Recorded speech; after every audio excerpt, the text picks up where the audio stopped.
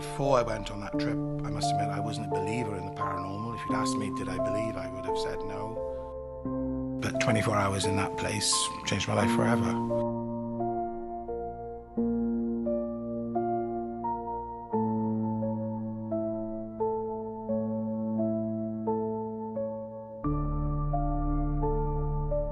My name is Mike Davis. I'm an IT manager from Carshalton, which is just outside Birmingham.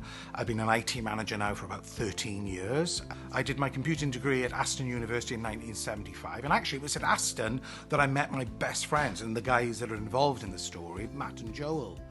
We both did computer science together, we're both on the rugby team, etc, etc. But anyway, every year, Matt and Joel, as part of our tradition, we're married men now with children, but every year we say to ourselves, we're going to have a weekend away under canvas somewhere and just basically kick off and just forget about the kids, forget about life, and just have 5 minutes fun just hanging around being students.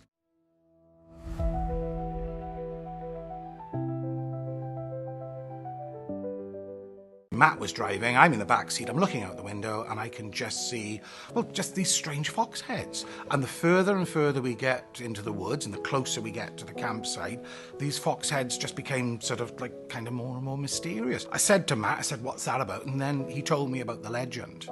He told me about the woods themselves, the Screaming Woods they call it. The locals were terrified of, which I think Matt knew about. I think Matt wanted to scare us. So anyway, we get to this woods. There was a definite atmosphere. I wouldn't say it was evil, but I kind of felt as though there was something watching us slightly. Anyway, we set the tents up, we put the barbecue on, we're having our steaks, etc., cracking beers, etc., etc.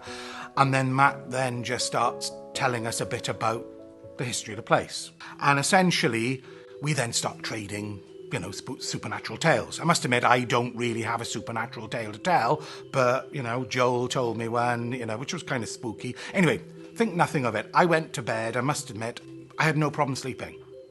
The problem was that while I was asleep, I had the worst nightmare I've ever had in my life. I had this nightmare that my mouth was just full of fur. So I woke up after this nightmare.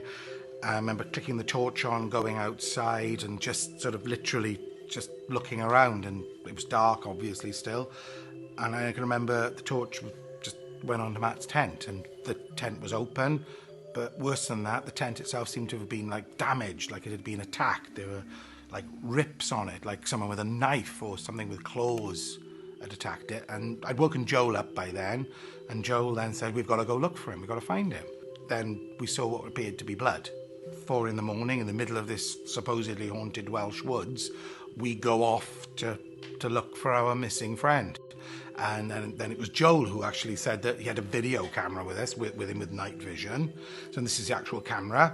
And we actually recorded more to see where we were going. We were using the night vision setting. Then we started to see things. Literally, behind some of the trees were figures. Tall figures. And then the screaming started. And then we come to another clearing in the woods. And there was just this perfect circle, literally again like the one we saw earlier. But in the middle of the circle was this sort of 8-foot creature. And I can only describe it as a creature. It was less human, more fox, but still neither. And it was literally just stood there. And I remember it just reached out toward it. And at that point, I must admit, I lost it. I ran. The next thing I know, then it's morning. And I'm apparently found by the side of the road. Most of my clothes had been torn and ripped. There was blood around my mouth, which wasn't my blood, which we still can't explain. And that was it. I never saw Matt again. Joel is, well, he's still in hospital. He hurt himself quite badly, but I know that I saw an evil that few people probably have ever seen, and hopefully you'll never see.